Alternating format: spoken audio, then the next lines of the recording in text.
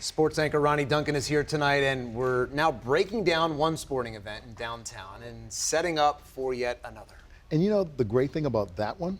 It's right here on CBS Detroit. Look, can you remember these dates? June 27th through July the 2nd. That's when we will showcase the 5th annual Rocket Mortgage Classic, a PGA event at the Detroit Golf Club. Last year's winner, Tony Finau, was in a zone coming into the D. Today, he revealed the secret to winning back-to-back PGA events at that time. Yeah, well, I think the first thing right out of the gate is I don't drink alcohol, so I wasn't partying, so I was sober going into Detroit. So that's probably a good start. I was able to do that and get the win, and I was so proud to win at that golf course. It has so much history, so many great members.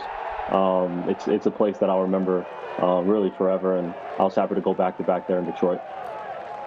Now, I got a little secret for you. Do not putt and drive at the same time as driving the ball. And look, Alex Palou, he wants to go back-to-back. However, he got his second win in less than a month on the IndyCar Series. It happened right here, just 1 week after the Indianapolis 500.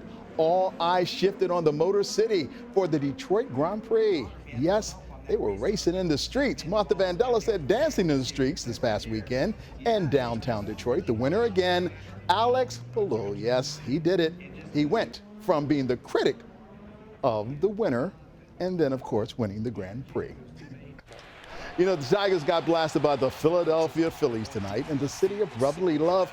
Trey Turner was stroking his bat like he was banging the Liberty Bell. He had 2 home runs as the Tigers lose game 1 of this series. The Tigers lose the final score 8-3.